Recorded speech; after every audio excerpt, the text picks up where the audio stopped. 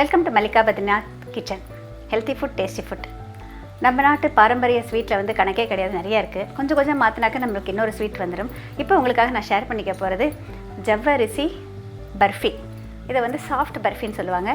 இதை எப்படி பண்ண சொல்லிட்டு பார்க்கலாம். செய்கிறது ரொம்ப ரொம்ப சுலபங்க. இதே லட்டு மாதிரியும் பிடிக்கலாம். இப்போ எப்படி பண்ணுன்னு சொல்லிட்டு பார்க்கலாம். மிகச்சிறிய நைலான் ஜவ்வரிசி 1 கப் அளவு, அதே ஊற வைத்தது 7 அல்லது 8 மணி நேரம் ஊற வைத்தது.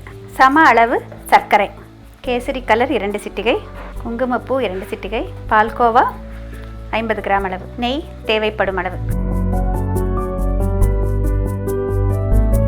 இது வந்து ஜவ்வரிசி வந்து சேலம் ஜவ்வரிசின்னு சொல்லுவாங்க. ஆனால் இங்கே எல்லாம் கிடைக்குது. இது பார்த்திங்கன்னா வந்து பொரிக்கிறதுக்கு யூஸ் பண்ணுற ஜவ்வரிசி, அதாவது டிரான்ஸ்பரண்ட்டாக இருக்கும். இதை நம்ம உப்புமா பண்ணலாம், இந்த மாதிரி ஸ்வீட்ஸ் பண்ணலாம், ஹல்வா பண்ணலாம், லாடு பண்ணலாம், என்ன வேணால் பண்ணலாங்க.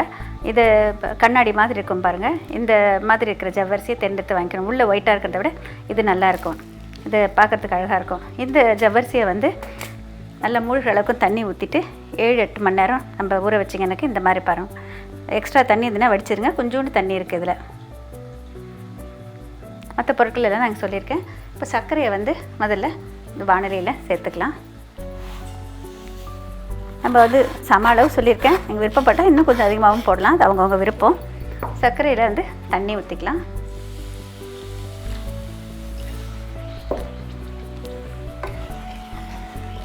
சர்க்கரை மூழ்கிற அளவுக்கு தண்ணி ஊற்றணும். நல்லா சூடு பண்ணணும். சர்க்கரை நல்லா கரைஞ்சி நல்லா கொதி வரணுங்க. அது கொதிக்கிறப்போ நம்ம ஜவ்வரிசியை சேர்த்து கிளறணும். இப்போ ரொம்ப சீக்கிரமாக இந்த ஸ்வீட்டை முடிச்சிடலாம். இந்த சர்க்கரையோடையே நம்ம வந்து குங்குமப்பூ சேர்த்திங்கனாக்கா கொஞ்சம் பார்க்குறதுக்கு நேரம் நல்லாயிருக்கும். குங்குமப்பூ சேர்த்துடலாம். உங்களுக்கு இந்த நிறமே போதுன்னா விட்டுடலாம், இல்லைன்னா கொஞ்சம் கலர் சேர்த்திங்கன்னா நல்லாயிருக்கும். நம்ம எப்போதுமே கொஞ்சம் ஆரஞ்சு நிறமாக பார்க்குறதுக்கு அழகாக இருக்கும் இல்லையா, கேசரி கலர் லட்டுனாக்க அந்த மாதிரி இருக்கும். இதை பார்க்குறதுக்கு நம்ம வந்து பூந்தி லட்டு மாதிரி பார்க்குறதுக்கு இருக்கும். ஆனால் அதே நேரம் இந்த லட்டு வந்து செய்கிறது ரொம்ப ரொம்ப சுலபம். பொரிக்க வேண்டிய வேலையே கிடையாது. லட்டு மாதிரியும் பண்ணலாம். நம்ம வந்து 2 விதமாக நான் உங்களுக்கு செஞ்சு காமிக்கிறேன். இப்போ இதோட கொஞ்சம் கலர் சேர்த்துக்கலாம், கேசரி கலர். கலர் வேண்டாம்னாக்கா நீங்கள் விட்டுடலாம். இப்போ இது நல்லா கரைஞ்சி கொதிக்கணும். கொஞ்சம் கூட சர்க்கரை கரையாமல் இருக்கான்னு பார்த்துக்கோங்க. எல்லாமே நல்லா கரையணும். நல்லா இந்த மாதிரி பார்த்திங்கன்னா கொதி வருது பார்த்திங்களா, சலசலன்னு வந்து நல்ல பாயில் கன்சிஸ்டன்சி வரணும். இந்த மாதிரி பாயில் ஆகணும். இந்த பாயில் ஆகிறப்போ நம்ம சல்லுன்னு இருக்காது, கொஞ்சம் நல்லாயிருக்கும். இந்த மாதிரி ஜவ்வரிசியை சேர்த்துக்கலாம்.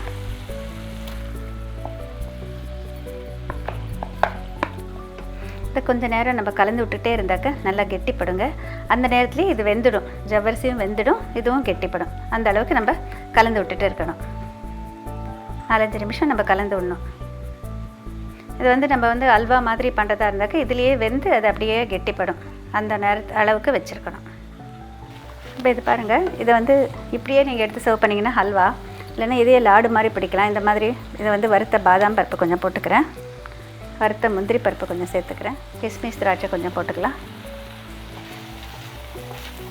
நீங்கள் இப்படியே பரிமாறினாக்கா ஹல்வா மாதிரி பண்ணலாம். இதே கொஞ்சம் ஆறுனதுக்கப்புறம் நம்ம லாடு மாதிரி பிடிக்கலாம். இதே நம்ம வந்து ஒரு மோல்டில் போட்டு அப்படியே நம்ம மேலே பால்கோவா போட்டுட்டு பர்ஃபி மாதிரி செட் பண்ணலாம். உங்களுக்கு 3மே எப்படின்னு சொல்கிறேன்.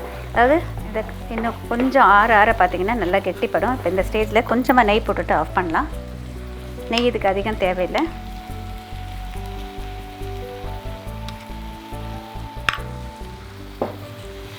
பொதுவாக ஜவ்வரிசி நம்ம அரைச்சி செஞ்சாக்கா நிறைய நெய் தேவை இருக்கும். ஆனால் இந்த மாதிரி செஞ்சாக்கா அந்த மாதிரி தேவையில்லை. இப்போ இதை ஆஃப் பண்ணிட்டேன். இப்போ இந்த மாதிரி ஒரு மோல்டு வச்சுருக்கேன். இந்த மோல்டில் வந்து கொஞ்சம் கீழே கொஞ்சம் பால்கோவா போட்டுக்கலாம், ஒரு லேயராக. சர்க்கரை போட்ட பால்கோவா இருந்தால் அப்படியே போட்டுக்கலாங்க. சர்க்கரை போடாத பால்கோவா இருந்தால் நீங்கள் கொஞ்சம் சர்க்கரை சேர்த்து நல்லா மேஷ் பண்ணி வச்சுக்கோங்க. இப்போ இந்த மோல்டில் வந்து நம்ம இந்த செஞ்சு வச்சுருக்கிற இதை வந்து இதில் மேலே போடலாம். 5 நிமிஷம் அந்த மாதிரி வச்சுருந்தீங்கன்னா இன்னும் கொஞ்சம் நல்லா கெட்டிப்படும். இதில் போடலாம். இது வச்சுருந்தீங்கன்னாக்கா 5 மினிட்ஸ் கழித்து பார்த்திங்கன்னா நல்லா கெட்டிப்பட்டிருக்கும். நீங்கள் அப்சைட் டவுன் திருப்பிங்கனாக்கா இந்த பாகம் கீழே இருக்கும், அந்த பால்கோவா வந்து மேலே இருக்கும். இதையே நம்ம வந்து கொஞ்சமாக ஆற ஆற பார்த்திங்கன்னா கொஞ்சம் கெட்டிப்படும். நம்ம வந்து அப்படியே லாடு மாதிரி பிடிக்கலாம். இப்போ பாருங்கள் ஆல்ரெடி இப்படி இந்த அளவுக்கு இருக்குது. கொஞ்சம் ஜில்லுன்னு ஆகணும். அதை ரொம்ப உருண்டை பிடிக்கலாம். உருண்டை பிடிச்சி கொடுத்திங்கன்னா எல்லோரும் வந்து லட்டு மாதிரி சாப்பிடுவாங்க. இல்லை அல்வா மாதிரி கப்பில் போட்டு கொடுக்கலாம் கொஞ்சம் தளர எடுத்திங்கன்னா. இப்போ நம்ம வந்து இந்த மாதிரி செட் பண்ணி வச்சுருக்கோம். இது கொஞ்சம் நேரம் கழித்து தலையில் திருப்பி போடலாம். இப்போ இதை வந்து பால்ஸ் மாதிரி உருட்டலாம். இப்போ கையில் வந்து கொஞ்சம் தண்ணி தொட்டுக்கோங்க. இது நல்லா ஆறிடுச்சு. ஆறினதுக்கப்புறம் இதை வந்து நம்ம உருண்டை பிடிக்கலாம். இந்த மாதிரி உருண்டை பிடிச்சி வச்சிங்கன்னா உங்களுக்கு வந்து ஒரு லட்டு மாதிரி இருக்கும் பார்க்குறதுக்கு. கொஞ்சம் முதல்ல சாஃப்டாக தளர எடுத்திங்கனாக்கா அல்வா மாதிரி அப்படியே கொடுக்கலாம். இதை இப்படி கொடுக்கலாம்.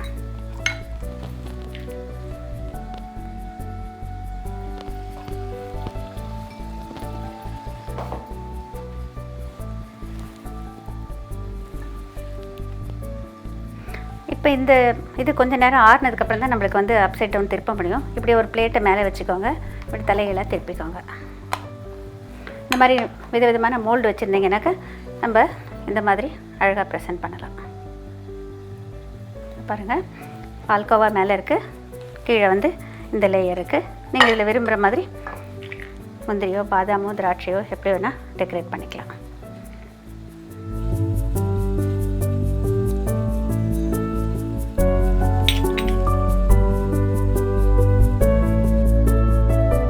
ஸ்வீட் பார்த்திங்கன்னா நம்ம எப்படி வந்து விதவிதமாக ஒரே ஸ்வீட்டை பண்ணலான்னு பார்க்கலாம். ஜவ்வரிசி, லாடு, ஹல்வா, பர்ஃபி, அதாவது சாஃப்ட் பர்ஃபி, இது மூணும் ஒரே இதில் எப்படி பண்ணுறது சொல்லிட்டு இப்போ பார்த்தீங்க இல்லையா? இந்த மாதிரி நீங்களும் வீட்டில் ட்ரை பண்ணி பாருங்கள். ரொம்ப ரொம்ப சிம்பிள். நம்மளுக்கு வந்து மெஷர்மெண்ட் தான் ரொம்ப முக்கியம். எந்த அளவுக்கு சர்க்கரை சேர்க்குறீங்களோ அந்த அளவுக்கு ஜவ்வரிசி ரெண்டுமே சம அளவு இருந்தாக்கா உங்களுக்கு சரியாக வரும். அது கொஞ்சம் நேரம் நம்ம பாயில் ஆகிறத பொறுத்து அந்த ஜவ்வரிசினுடைய சைஸுக்கு தகுந்த போல் இதனுடைய நேரம் எடுக்கும். செய்கிறது ரொம்ப ரொம்ப சுலபம். This is a very very simple sweet of sago. You have to soak sago overnight. Dissolve sugar with water and allow that to boil. Add kesar color and saffron. When it's boiling, add the soaked sago and then cook it for some more time. When it reaches halwa consistency, add little ghee and switch off the stove. Keep on stirring for some time. It becomes a thick mass. You can prepare a ladu or you can prepare a 2-in-1 burfi, soft burfi type. Beat KHOA, that is whip the KHOA. Pour a layer in the silica mold after greasing it and pour on top of this. After some time you have to turn it upside down and then you can decorate as you wish. This is very very simple sweet, very easy to make.